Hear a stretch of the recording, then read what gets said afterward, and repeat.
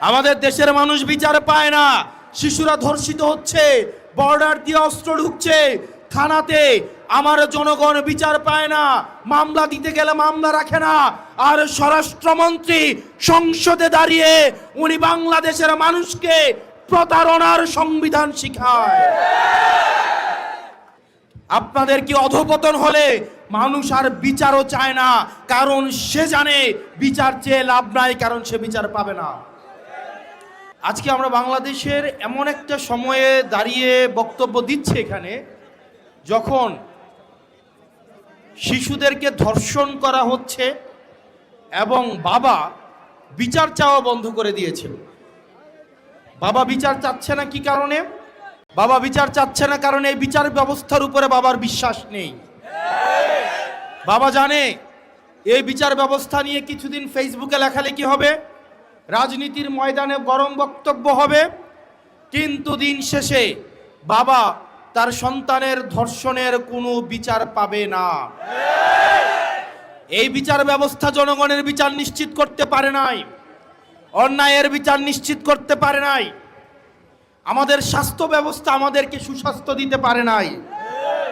আমাদের দেশের নেতারা যারা স্বাস্থ্যের দায়িত্বে থাকেন, জনপ্রতিনিধিরা, তারা ছুটি পেলে নিয়মিত চেকআপের অংশ হিসেবে সিঙ্গাপুর এবং থাইল্যান্ডে যায়।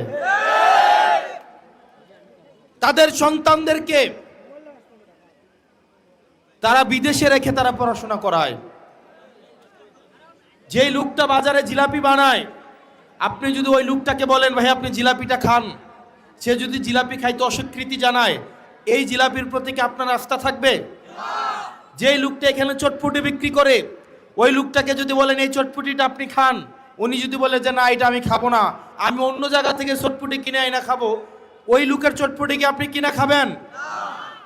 তা আমাদের দেশের যারা স্বাস্থ্য মন্ত্রণালয়ের দায়িত্বে, যারা শিক্ষা মন্ত্রণালয়ের দায়িত্বে, যারা দেশের দায়িত্বে, তারাই দেশের সুযোগ সুবিধা ভোগ করে না, বরং তারা বিদেশ থেকে দেশের টাকা পাচার করে সেখানে গিয়ে সুযোগ সুবিধা নেয়। এবং এটা জনগণের সাথে প্রতারণা করা, এটা জনগণের সাথে প্রতারণা করা। প্রিয় মনোহরগঞ্জবাসী, আমরা এটারই পরিবর্তন চেয়েছিলাম। আমরা চেয়েছিলাম এমন একটা বাংলাদেশ, যে বাংলাদেশে একটা সন্তান যখন ভূমিষ্ঠ হবে সেই জায়গা থেকে সে তার অধিকার বুঝে পাবে। আমাদের দেশের চিকিৎসা ব্যবস্থা, আপনি আমাদের দেশের চিকিৎসা সরকারি হসপিটালগুলোতে যান, আপনি দেখবেন ফিলিস্তিনের রাফা ক্যাম্পের থেকে বাজে অবস্থায় সরকারি চিকিৎসাগুলোর। আপনি প্রতিষ্ঠানগুলোতে যান, শিক্ষা প্রতিষ্ঠানগুলোতে যান, সেখানে দেখবেন সেই স্কুলের প্রধান শিক্ষকের ছেলেকে ওই স্কুলে পড়ায় না, সেই এলাকার ইউনুর ছেলেকে স্কুলে পড়ায় না, ডিসির ছেলেকে ঢাকা রেখে পড়াশোনা করায়, আমলাদের ছেলে মেয়েদেরকে বিদেশে রেখে পড়াশোনা করায়। আমাদের দেশের আমলারা বললে মাইন্ড করবে, আপনারা খোঁজ খবর নিয়ে দেখেন, আমলাদের সন্তানরে ওনারা দেশে রাখেন না, ওনারা বিদেশে রেখে পড়াশোনা করায়। অর্থাৎ ওনারা এমন একটা সার্ভিস আমাদেরকে দেন যেই সার্ভিসটা ওনারা নিজেরাই গ্রহণ করেন নাই, যেই সার্ভিসের উপর ওনাদের নিজেদেরই আস্থা নাই। তাহলে যেই সার্ভিসের উপর আমার নিজেরই আস্থা নাই, আমি নিজেই গ্রহণ করি না, এই সার্ভিসটা যখন আমি জনগণকেই দিচ্ছি, তার মানে এই সার্ভিসের মধ্যে অবশ্যই কোনো না কোনো প্রতারণা রয়েছে। প্রিয় মনোহরগঞ্জবাসী, আমরা এই সিস্টেমগুলোকেই পরিবর্তন করতে চাই।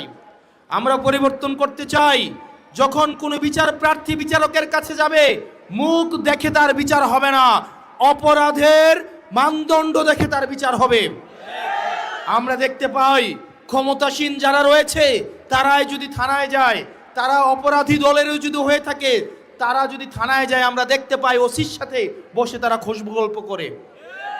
একটা নিরীহ মানুষ যাদের নামে বিচার দিতে যাবে, থানায় গিয়ে দেখে তারাই ওসির সাথে বসে টুস বিস্কুট আর দুধ চা, একদম ক্রিমওয়ালা দুধ চা বসে বসে খায়। নিরপরাধ মানুষগুলো তখন থানা থেকে মাথা নত করে চলে আসে, কারণ সে জানে এই থানায় তার বিচার হবে না। প্রিয় তরুণ প্রজন্ম, আপনারা দেখবেন অনলাইন জুয়া আপনাদের জন্য সহজলভ্য করে ফেলা হয়েছে। বাজারে বাজারে অনলাইন জুয়ার সয়লাভ, অনলাইন জুয়া দিয়ে তরুণ প্রজন্মকে নষ্ট করে ফেলা হয়েছে। বর্ডারগুলোকে উন্মুক্ত করে দেওয়া হয়েছে। এই বর্ডারে মাদকের উন্মুক্ত প্রসারের মধ্য দিয়ে আমার তরুণ প্রজন্মকে নষ্ট করে ফেলা হচ্ছে। আমাদের দেশের মানুষ বিচার পায় না, শিশুরা ধর্ষিত হচ্ছে, বর্ডার দিয়ে অস্ত্র ঢুকছে থানাতে, আমার জনগণ বিচার পায় না, মামলা দিতে গেলে মামলা রাখে না। আর স্বরাষ্ট্রমন্ত্রী সংসদে দাঁড়িয়ে উনি বাংলাদেশের মানুষকে প্রতারণার সংবিধান শিখায়। স্বরাষ্ট্রমন্ত্রী চোখ খুলে দেখেন, মানুষ বিচার চাওয়া বন্ধ করে দিয়েছে, মানুষ বিচার চাওয়া বন্ধ করে দিয়েছে। আপনাদের কি অধঃপতন হলে মানুষ আর বিচারও চায় না, কারণ সে জানে বিচার চেয়ে লাভ নাই, কারণ সে বিচার পাবে না। প্রিয় মনোহরগঞ্জবাসী এবং এই তরুণ প্রজন্ম, আপনারা আজকে এই বিস্তীর্ণ মাঠে খোলা আকাশের নিচে, সুনীল আকাশের নিচে যারা এসে দাঁড়িয়েছেন, যাদের ভোট দেওয়ার বয়স হয় নাই কিংবা যাদের ভোট দেওয়ার বয়স হয়েছে, পরবর্তী বাংলাদেশ আমরা আপনাদেরকে নিয়ে বিনির্মাণ করব। যেই বাংলাদেশের থানায় গেলে তার রাজনৈতিক পরিচয় জানতে চাওয়া হবে না, যেই বাংলাদেশে চাকরি পেতে হলে মামা চাচা এবং রাজনৈতিক দলীয় পরিচয় থাকা লাগবে না, যোগ্যতার ভিত্তিতে এই বাংলাদেশের প্রত্যেকটা নাগরিক চাকরিতে, মেধায়, নেতৃত্বে এবং রাজনৈতিক নেতৃত্বে আসতে পারবে। প্রিয় মনোহরগঞ্জবাসী, আমরা এমন একটা বাংলাদেশ গড়তে চাই যেই বাংলাদেশে পলিটিক্যাল লিডাররা রাজনৈতিক মঞ্চে দাঁড়িয়ে শুধু বড় বড় কথা বলবে না, বড় বড় কথা বলে তারা নিজেরাই যাবে থাইল্যান্ডে চিকিৎসা নিতে, সিঙ্গাপুরে চেক আপ করাতে, তাদের সন্তানদেরকে তারা ইউএসএ, আমেরিকা, কানাডায়, বেগম পাড়ায় রেখে পড়াবে। আমরা এমন বাংলাদেশ চাই না, বরং এমন বাংলাদেশ চাই যেই বাংলাদেশের শিক্ষা প্রতিষ্ঠানগুলোতে দপ্তরির ছেলেও যেমন পড়াশোনা করবে, ঠিক প্রতিষ্ঠান প্রধানের ছেলেও পড়াশোনা করবে। এই বাংলাদেশ যদি আমরা বিনির্মাণ করতে চাই, তাহলে সেক্ষেত্রে মত পার্থক্যের ঊর্ধ্বে উঠে, বিভাজনের ঊর্ধ্বে উঠে আমাদেরকে ঐক্যবদ্ধভাবে এই বাংলাদেশ বিনির্মাণের দিকে যেতে হবে। প্রত্যেকটা নাগরিকের মর্যাদা আমাদেরকে প্রতিষ্ঠিত করতে হবে।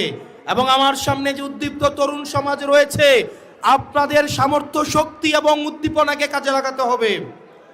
আমরা অতীতের রাজনীতিতে দেখেছি তরুণদেরকে লাঠিয়াল বাহিনী হিসাবে ব্যবহার করা হয়। আমরা চাই না তরুণরা কেবল লাঠিয়াল বাহিনী হিসাবে ব্যবহার হোক, আমরা বরং চাই তরুণরা নীতি নির্ধারণী পর্যায়ে থাকবে। তরুণদের আমরা চাই পরবর্তী বাংলাদেশ বিনির্মাণের যে অঙ্কর, সেটা তারা নিয়ন্ত্রণ করবে ইনশাআল্লাহ।